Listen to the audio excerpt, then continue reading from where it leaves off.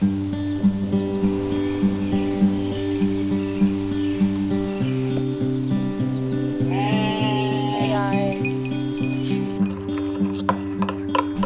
if I told you there is a secret ingredient that transforms ordinary salad dressing, dips, and spreads into something your taste buds have never experienced?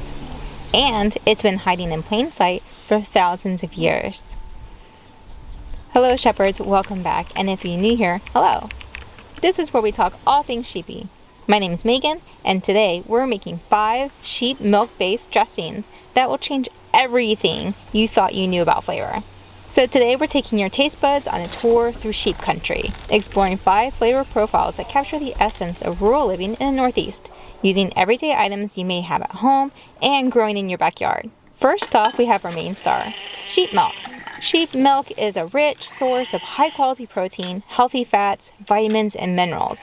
And what this means is because of these properties of sheep milk, it makes it naturally thicker, great for making cheeses, yogurts, and buttermilk, forming the foundation of our dressings. As always, if you don't have a dairy sheep, that's okay. Round up your nearest dairy goat, cow, or chicken. It'll all work out. The main thing is to work with what you got and make do. Or, as the saying goes, you get what you get and you don't pitch a fit. I like make do though, it seems a little softer. What do you think? Our next main ingredient for today is homemade cultured buttermilk. If you're working with store-bought buttermilk, it's important to use cultured buttermilk for the best flavor. If it's a bit on the thin side, it may help to thicken up your recipe with either mayo, some strained yogurt, even sour cream works well too. I'll have links above and in the description for your convenience.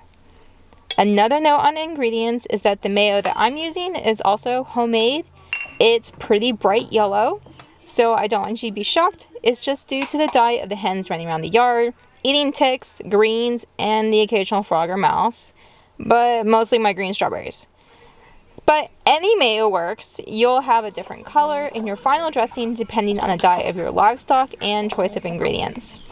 I have the recipe and links in the description below, and now that we've covered the main things, let's get started. Our first creation comes straight from the heart of sheep country. Picture wildflower meadows where bees gather nectar while sheep graze nearby.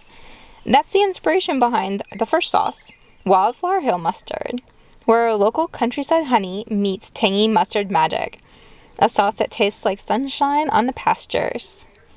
So let's gather up our materials. We need some mayo, buttermilk, ketchup, Dijon mustard, yellow mustard, some honey, paprika, which is optional of course, Worcestershire sauce, garlic powder, and salt and pepper to taste. I'm using 1/4 of a cup of my homemade mayo, and that's why it's so bright, but your favorite mayo works.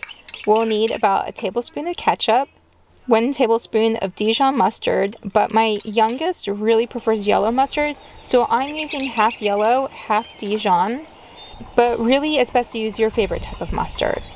Also, we'll need honey. I'm using local honey from a nearby farm, and my kids really like it sweet, so I'm using about 3 tablespoons of honey. It's a pretty light honey, so it blends well. Next up, we'll need a dash of paprika, some Worcestershire sauce, some garlic powder, some salt, pepper, and whisk together until well combined. Taste and adjust your seasonings, and when everything's good to go, you just want to bottle this up and let it rest in the fridge for about an hour or so. It'll firm up as it cools down, and then serve. This is a family favorite as a dip for your favorite chicken nuggies, or great for dressings and sandwiches, wraps, or salads. So I've mentioned in another video where I used to live in the deep south, the sheep tradition isn't as strong there as it is here in the Shires or further up in the Northern Kingdom. So this creation takes Alabama's legendary white sauce to the high pasture.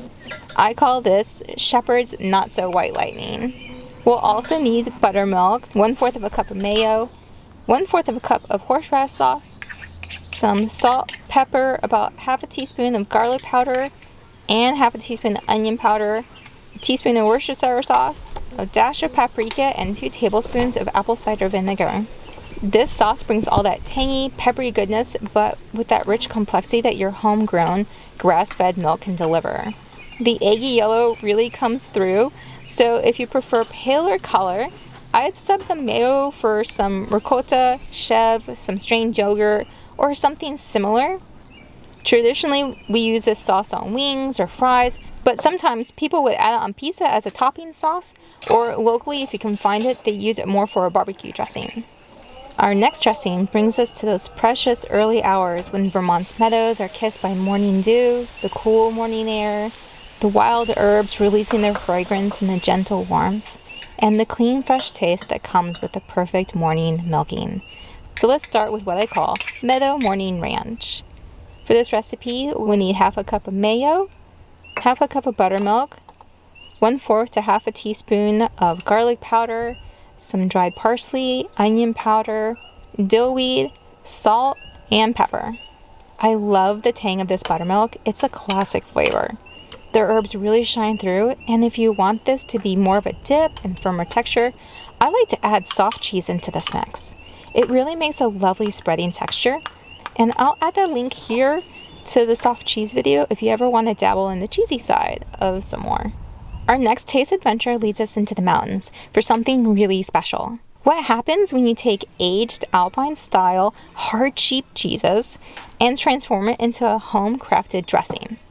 You get the Highland Shepherd's dressing.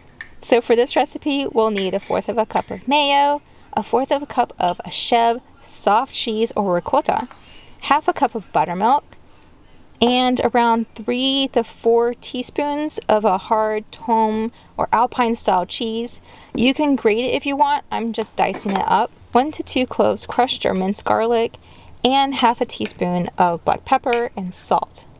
I'm also using some dry mustard seeds ground up with my Moro pestle, about half a teaspoon, and a dash of paprika as well as some Worcestershire sauce. We mix this all up well and jar it up. It's best when chilled in the fridge for at least 1 to 2 hours, preferably overnight, just to let these flavors get to know each other better. Next up, close your eyes and imagine the crisp mountain air, wildflower meadows, and the weathered gate opening up to a shepherd's herbal garden. Rosemary brushing up against your sleeves, fresh dill releasing its fragrance, and that wholesome, sun-warmed goodness that comes from herbs lovingly tended by your very own hands. That's the soul of our next dressing, Shepherd's Garden Ranch. For this recipe, we need some freshly harvested herbs, but dried is good too. For this, the ingredients that we'll need to gather is around half a cup of buttermilk, 1/4 of a cup of mayo, and 1/3 of a cup of freshly chopped gathered herbs. I'm using flat leaf parsley, tarragon, some chives, and some curly leaf parsley. We'll also need about 2 tablespoons of apple cider vinegar, 1 to 2 cloves of garlic, chopped, and a pinch of paprika, salt, and pepper to taste. I like to finely dice all the herbs, and also my flat leaf parsley needs to regrow, so to balance that out, I add some curly parsley and then chop. Once everything's diced up, we let everything mix together well. And then taste to see if you want to adjust anything. I really love the licorice flavor of the tarragon in this recipe, and the tangy complexity from the sheep's buttermilk makes every herb pop.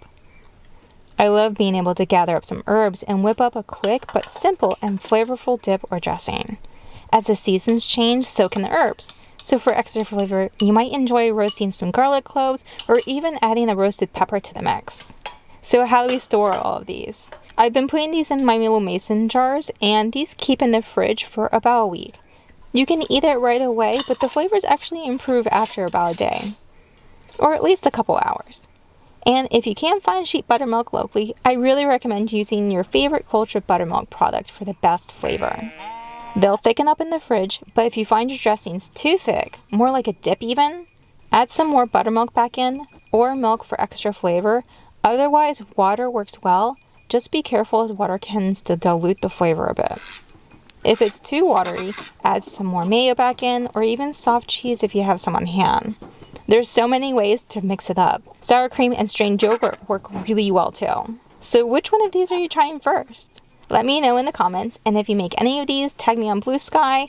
I love seeing your creations.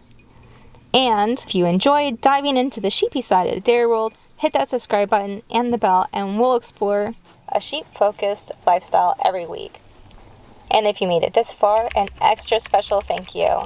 I appreciate you. Thank you so much for watching, and until next time, stay soft, stay fluffy, and most importantly, stay true to you. Ta-ta!